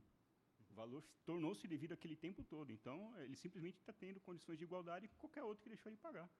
Não haveria diferença. Eu não estou favorecendo nem prejudicando ninguém nessa medida. E a liberdade lá de ir a 2% até 5% por decisão da Assembleia é uma decisão dos credores que afeta todo mundo também. Não há uma discriminação entre eles. Então, essa discriminação parece que não existe. E lembra também, de novo, olhando o lado do credor, esse credor também tem uma TIR lá, ele não está recebendo aquele dinheiro e em um ano não receberia nada. Ele teria que buscar algum financiamento e teria dificuldade no financiamento que ele tem, se for o caso lá de ainda em fase de financiamento. Né? Só para responder a pergunta, a dúvida da eletronuclear, aqui pela resolução 530 já tem o tratamento da cota da eletronuclear. Então, ela transfere todo o efeito do mercado de curto prazo para a distribuidora. Então, a distribuidora já assume hoje todo o efeito financeiro do MCP associado a essa contratação. Tá? Então, a gente não propôs nenhuma alteração com relação a isso. A 530, 2012. Boa tarde. Meu nome é Elida, Brasil Comercializadora. O que fica aqui a dúvida, né, 2 pontos, a questão do rateio, eu acho que concordo com a Elbia, do jeito que é feito hoje, é um jeito correto, mas, enfim, eu acho que o debate está tendo, por quê? Porque aumentou muito o volume financeiro da liquidação do curto prazo. Então, eu acho que a gente tem que identificar se o mercado de curto prazo era para ser isso, esse volume todo. Mas talvez aquela parte da proposta da ANEEL que está lá, filosófica, o que é mercado de curto prazo, eu acho que a gente tem que entrar um pouco mais nisso para saber o que entra. Hoje, a liquidação financeira do agente na CCE, ela não vem só de compra e venda de energia, ela tem encargos, ela tem outras contas que ficam ali e eles deixam de pagar. Né? Então, ou seja, hoje, o consumidor final, ele tem a obrigação de contratar 100% do lastro. Então, vamos trabalhar com o consumidor. O cara, quando ele sai do mercado cativo, vem do mercado livre, ele quer ter o menos trabalho possível. Então, ele vai fazer a contratação dele direitinho, vai ficar 0 lá na CCE, não vai ficar no mercado de curto prazo e tudo mais. E aí a gente vai penalizar esse cara que trabalha certo. Né? Assim, vai ser parte da regra do jogo. Talvez isso seja um desestímulo à migração do mercado de curto prazo, porque os consumidores eles não querem tomar esse tipo de risco. Né? Então, isso pode ser uma troca.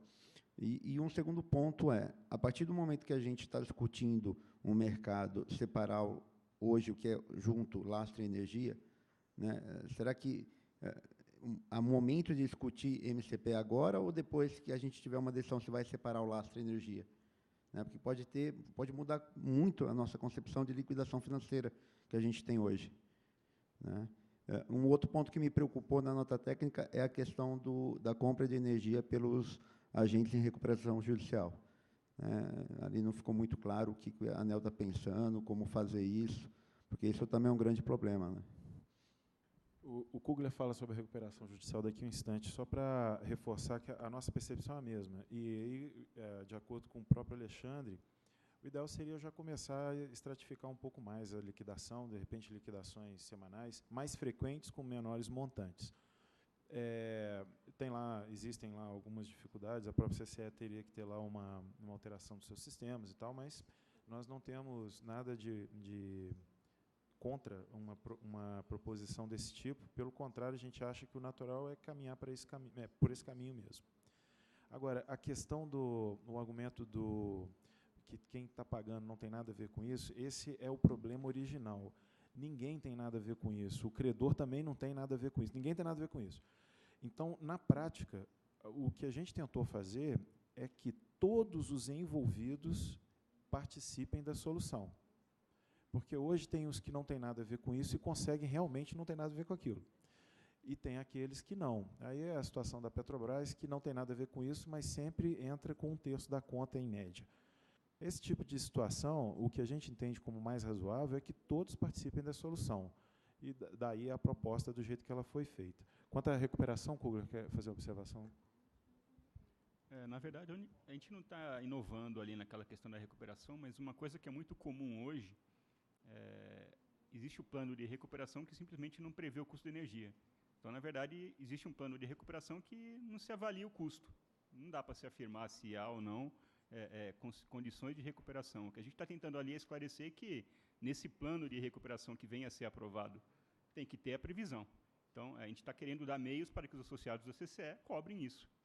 É um custo relevante da atividade e deveria estar previsto e, na maioria das vezes, não está.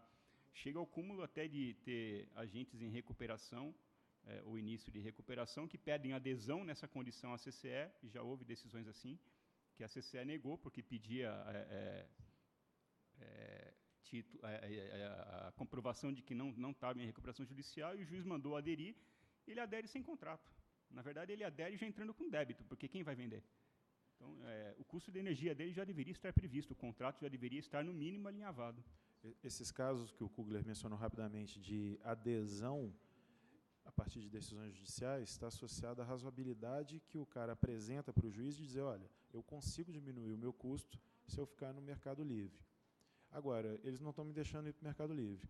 Aí o juiz normalmente aprova isso, dá uma liminar lá, ou decide, mesmo em mérito de que isso pode ser feito, mas esse próprio juiz não avalia se o plano de recuperação judicial inclui aquele custo da energia.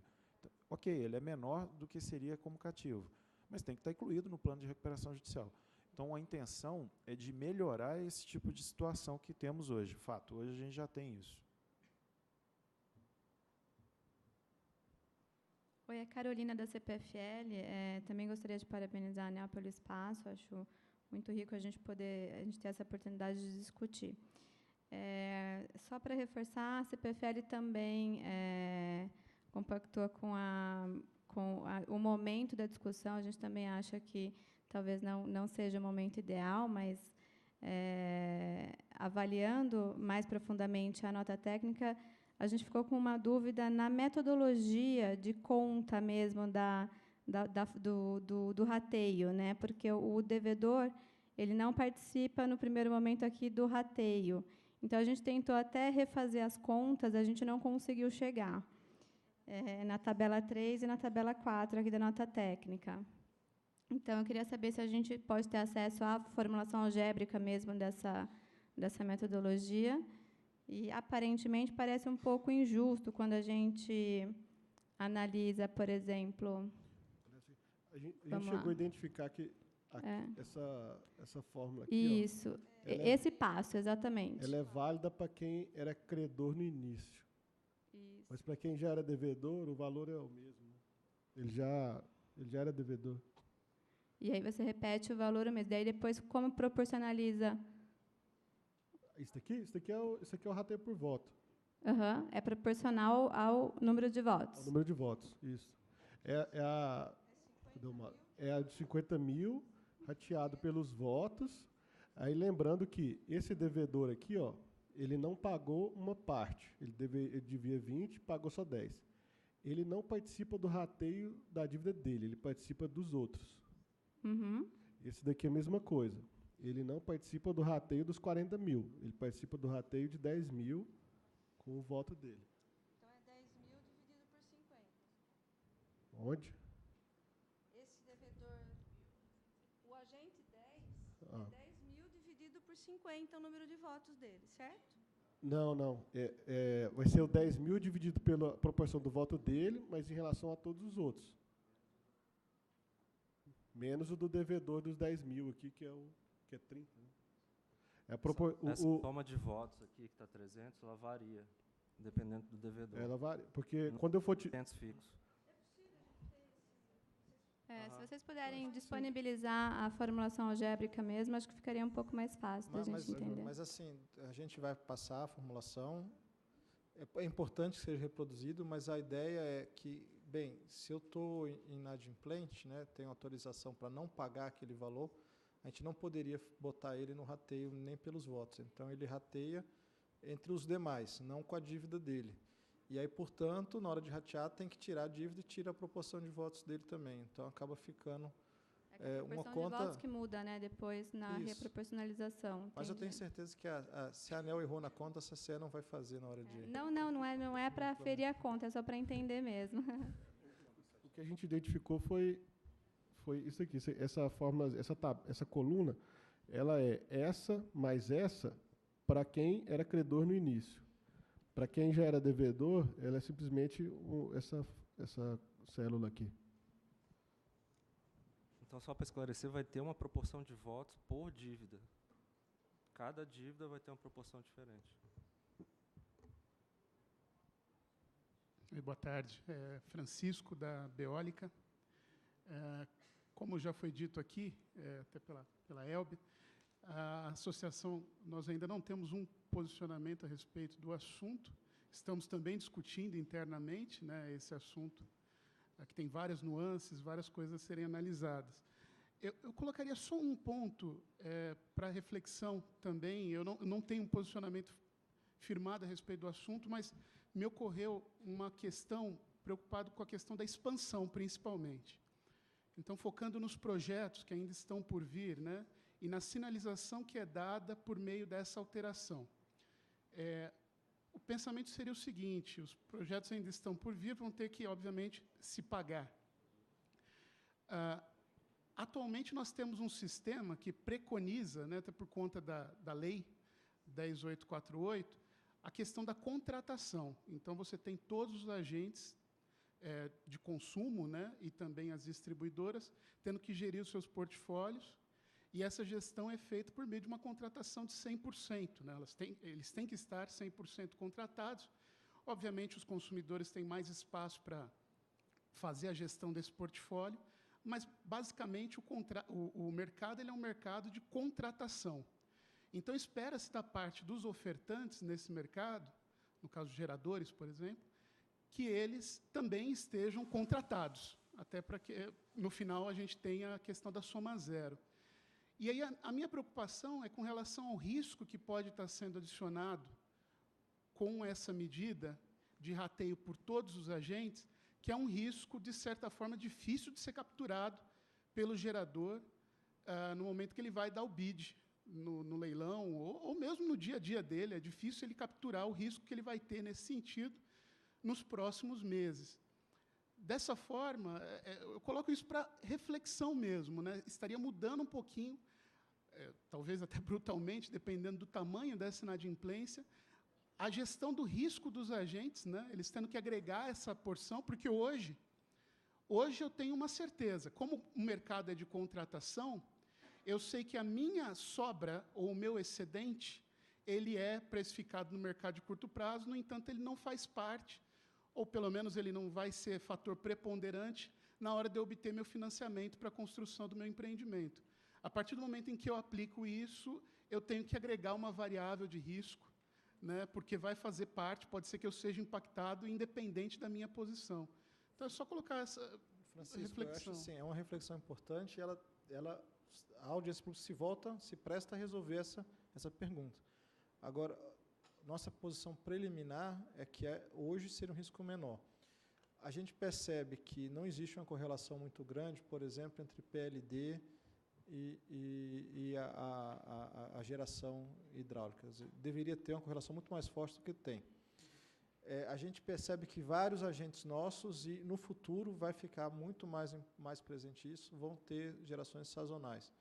Então, é muito difícil prever se, no momento em que eu vou estar credor, e aquele dinheiro entra, sim, na minha conta, mesmo que eu já tenha segurado o meu negócio, quando eu virei credor, gerei a mais, aquele dinheiro entra na minha conta, no meu plano de negócio, existe uma expectativa para isso, isso dói no bolso. Então, é muito mais difícil hoje você saber quando você vai ser credor, e se no momento que você for credor, o PLD vai estar alto, e se vai ter inadimplência.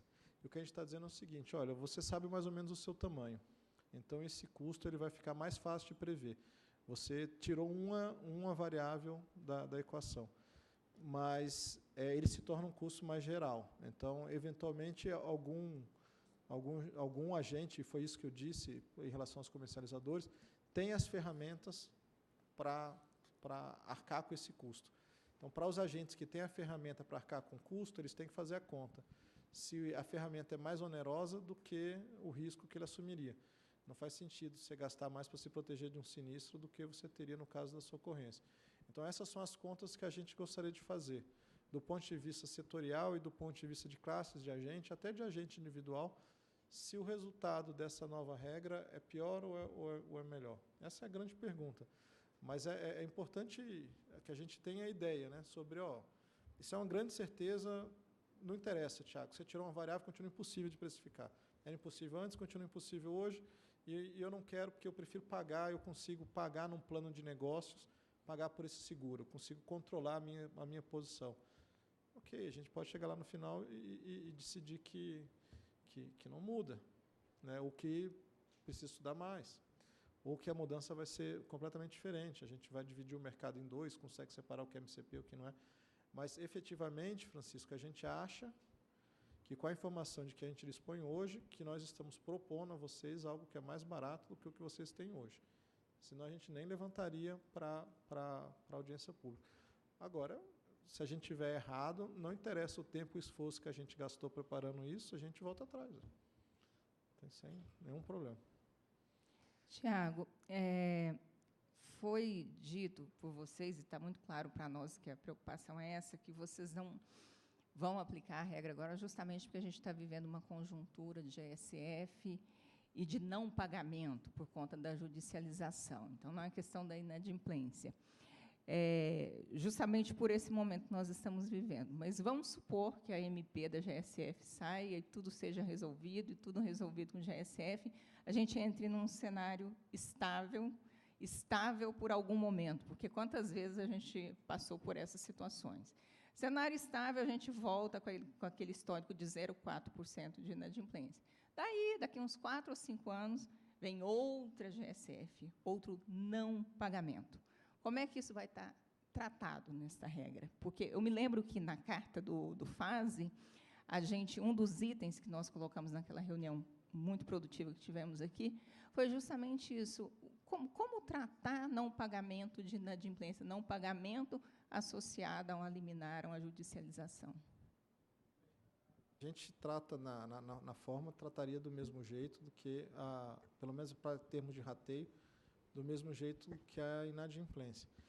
Qual que eu vejo que é a grande diferença? Eu realmente acredito que a gente começa o ano que vem com essa questão do GSF e das distribuidoras resolvido simultaneamente, porque você só resolve as distribuidoras resolvendo o GSF. Resolve o GSF, resolve o distribuidor, com mais um passinho. Mas eu acho que a grande diferença entre você discutir a hipótese de ter um grande não pagamento no futuro é que hoje esse não pagamento já está, de certa maneira, alocado. Então, já está alocado e o cara fala, pô, mas vai ficar comigo? Né? Agora, no futuro, você não sabe se você vai estar na posição de receber ou não. E talvez você receba menos com essa regra, talvez você receba mais. Isso é uma conta que tem que ser feita na hora de vocês fazerem a contribuição, mas sempre lembrando que, no futuro, a matriz é outra. E a matriz sendo outra, a forma do rateio muda. E não é linear. Então, a incerteza é tão grande que eu acho que a gente vai contribuir sem levar sequer isso em conta. É bem difícil. Mas, assim, o peso que vai ter fotovoltaica e eólica relativo com hidrelétrica e termoelétrica muda a forma como a gente vai ratear. Eventualmente, muda até a forma como a gente vai despachar a hidráulica. Então, mas, assim, eu acho que essa regra é mais justa para poucos pagamentos e para pouco não pagamento e para muito não pagamento. Acho ela mais justa. Mas isso é algo que está sob júdice. Vocês vão decidir, né?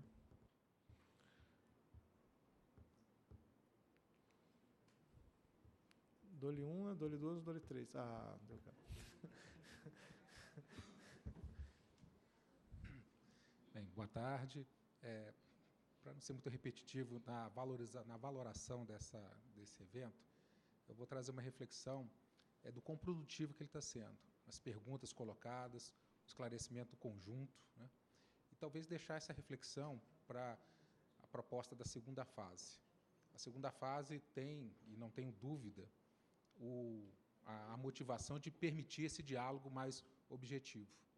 Eu não tenho dúvida da intenção que foi colocada, não tenho dúvida de como a associação que eu participo deve se posicionar, mas tenho dúvida de como serão outras críticas vindo de outros agentes, de outras fontes sobre aquela contribuição. Eu não sei se ela será de bom tom, eu não sei se depois teremos uma tréplica, eu não sei se a boa ideia pode se constituir, talvez, não num campo de diálogo, mas talvez num ringue. Então, essa reunião que vocês estão constituindo aqui, essa reunião técnica, está me permitindo um diálogo coletivo, abrangente. Então, deixo só um ponto de reflexão. A ideia, a motivação boa, mas a pergunta é quais são as consequências depois da vivência e relato alguma dessas nossas preocupações. O segundo ponto, aí indo de trás para frente, né, quanto à questão da propositura. A gente está, na Brade, discutindo com os nossos associados a reflexão e para a contribuição, mas um ponto que eu já adianto, assim, também, de novo, uma reflexão quanto profissional, é discernir um pouco do conceito, talvez, de condomínio, né, e talvez do que se constitui parte de uma posição. Quando tem-se muito a questão de um condomínio, existe muito uma decisão coletiva que está em função de despesas associadas a decisões de cunho coletivos definidas, se não por uma maioria, ou de todos uma maioria. Existe, nesse momento, uma etapa que faz parte do mercado, onde os resultados não têm a ver com uma decisão coletiva só de rateio de despesas, e sim de opções, de oportunidades e perspectivas de negócio. E alguns terão mais ou menos. Então, isso distingue um pouco as duas concepções. E se ela se distingue, talvez discernir na forma de penalização. Se eu tenho uma situação extrema, onde eu tenho um pênalti, uma expulsão, ela não necessariamente ela pode se trazer na prática cotidiana daqueles movimentos que faz parte do mercado. Então, se há uma diferença, se há diferença de reconhecimento disso, deve-se talvez fazer um discernimento. Mas é só um ponto de reflexão nesse momento, ainda não é uma contribuição, mas, de novo, valorizando aqui essa etapa, e talvez isso aqui seja uma boa experiência para essa busca de maior diálogo efetivo nos agentes. Bem, Delgado, obrigado. Meu mestrado, a minha especialização é em teoria dos jogos. E o que a gente está fazendo aqui é uma teoria dos jogos. E o equilíbrio de Nash vai ser contribuições mais arrazoadas desde a primeira etapa, né, porque antes você podia pedir um pouco mais do que você achava justo num processo de barganha. Você fala, eu peço isso, todo mundo pede mais, a ANEEL arbitra. Então, agora você já pensa sabendo que alguém vai escrever sobre o que você escreveu. Então, já vai vir mais arrazoado desde a primeira etapa, de modo que eu não vejo a segunda etapa com muito mais afinetado que a gente já viu hoje aqui. Vai ter uma outra levantamento, mas, na verdade, vocês estão contribuindo num processo público, né? Então, acho que contribuições um pouco mais, num tom mais alto, podem ocorrer, eventualmente, de um consumidor, de um agente que não participa do superjogo, porque a gente tem um engajamento constante aqui. Esses stakeholders aqui presentes, eles estão em todas as audiências públicas que envolvem a ANEEL, né? Uma hora com menos interesse, outra hora com mais, mas a gente está junto, né, nessa jornada, não exatamente com os mesmos objetivos, mas dentro do mesmo barco. Então, eu não acho que a gente vai ter esse problema, embora tenha sido levantado. Ele é possível, faz parte da esfera dos eventos possíveis, mas acho que ele não vai ocorrer. Pode ter uma ou outra contribuição mais acalorada em relação a consumidores, talvez, que não participem do superjogo, né, não interajam. Mas a gente tem que lidar com a maturidade também de entender o que ele diz, né, com a angústia dele, né. Quando a gente resolveu a questão das bandeiras, o site da ANEEL foi invadido, né, e o pessoal mandou alguns e-mails para os diretores que são impublicáveis. A gente entende, faz parte, né. Não vai colocar o coitado lá como desacato à autoridade. Entende, uma vez é isso, né, você está nervoso, ok. Mas não vai ocorrer, eu tenho certeza que não vai ocorrer, porque o equilíbrio de Nash é não ocorrer. Aí, se ocorrer, eu devolvo meu diploma de mestrado.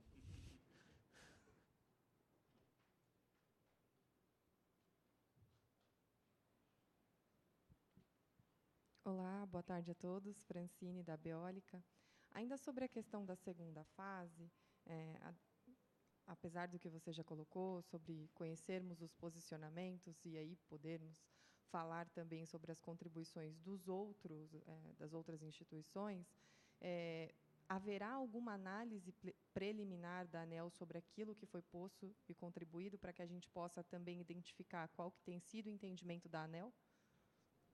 Não, as fases, na verdade, a única diferença de tempo entre o término da primeira e o início da segunda é o necessário para que todas as primeiras contribuições da primeira parte sejam colocadas no site.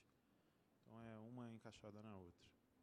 Vocês não têm ideia de como isso vai facilitar o nosso trabalho. Boa parte do trabalho da audiência pública é catalogar as contribuições e mapear os pontos de fato interesse. E a gente fazendo aqui, a gente perde muita informação. Vocês vão fazer um trabalho de catalogamento para a gente, de identificação de pontos críticos, que nem que a gente pagasse o melhor consultor do mundo, ele teria o interesse de vocês em fazer isso. Então, a gente, de graça, vai receber uma primeira filtragem do que é que, de fato, tem que ser o foco da atenção do relator. Obrigada.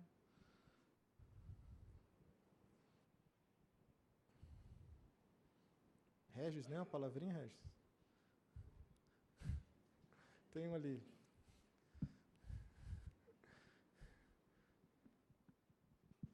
Oi, boa tarde. Camila da Brookfield. Eu queria reiterar um pouco o que a BIAP colocou aqui sobre a cobrança de multa nos não pagamentos, né, em discussão judicial. E aí eu acho que, eu falo que também pela Abragel, pela PINE, que a gente já discutiu esse assunto com as outras associações e tudo mais, a respeito do seguinte, a gente não entende que entrar na justiça é um financiamento, né, como buscar um financiamento, assim, porque não é prático, não é barato. E o outro ponto é que, assim, juridicamente falando, quando você tem uma decisão judicial, uma liminar, né, a gente foi na justiça, conseguiu uma liminar para não pagar determinados montantes, a gente está cumprindo uma decisão judicial. Então, a partir daí, a gente não está deixando de pagar porque a gente não quer, enfim. Tem uma decisão ali. E se lá na frente a decisão de mérito é negativa, né, assim, a gente não teve a decisão satisfatória, o próprio judiciário tem instrumentos, né, para banir, então, para punir. Então, os ônus de sucumbência, tudo mais, tem que ser pagos. E outra, lá na origem, ao deferir a liminar, se o juiz entende que há uma litigância de má-fé, também há previsão de punição prevista. Então, assim, o que a gente mais discutiu é que, né, seria uma punição a mais para o gerador, para quem foi buscar essa decisão. E aí vocês não entendem que, assim, a minha dúvida mesmo, levantando a hipótese, vocês não entendem que isso pode acarretar mais discussão judicial, tendo em vista, assim, que acho que, bom, do que a gente conhece aqui, do que a gente conversa, ninguém busca, né, o judiciário para protelar, não sei, essa era a minha colocação. A gente concorda com tudo que você disse, é por isso que é igual para ser neutro. Qualquer lado que a gente colocar seria ou um incentivo ou uma barreira. Então, eu não estou nem impedindo que você, a proposta não impede, nem desincentiva ir ao judiciário, e também não incentiva. Simples assim. Se você não tem direito e não pagou, a gente tirou a ótica de quem foi na disputa, tirou a ótica de lá, falou, para ele tem que ser neutro. E trouxe a ótica de quem tinha que receber. Quem tem que receber vai receber o mesmo dinheiro, independente se o processo passou ou não por um litígio judicial, porque ele tinha o direito de receber desde sempre. Sinceramente, a gente pode aprofundar isso, é para isso que serve. Mas eu disse lá para o Marcelo, e eu repito para você, é mais ou menos isso. A gente não está querendo criar uma barreira, a gente está tirando um incentivo. Existe um incentivo a judicializar. Judicializar pode ser mais barato do que reconhecer que tem que pagar, porque a gente está falando de juros que se incidem sobre valores muito grandes.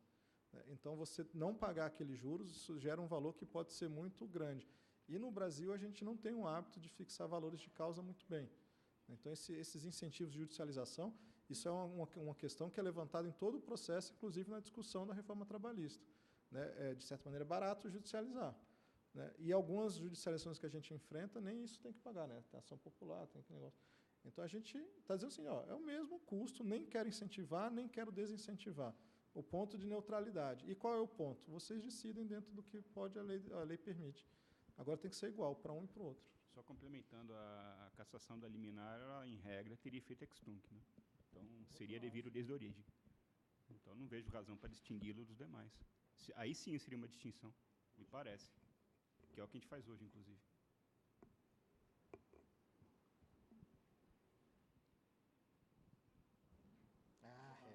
Eu sabia.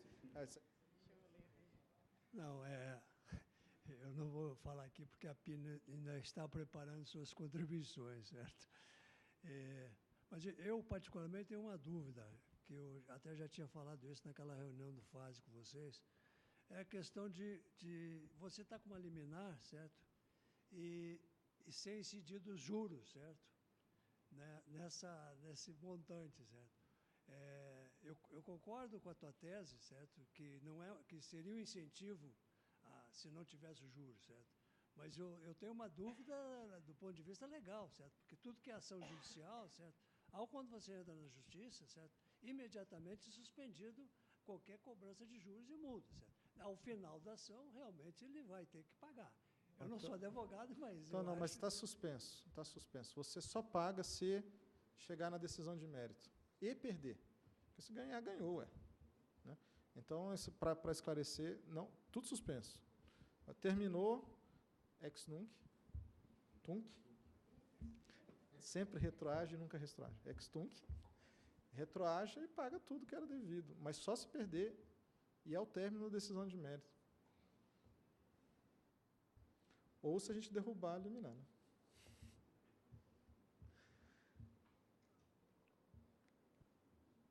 Ok, senhores. Bem, muito obrigado a todos. Espero que a gente tenha conseguido esclarecer essas dúvidas e espero agora as contribuições durante o processo de intercâmbio documental e depois a última rodada na nossa sessão presencial. Boa tarde a todos.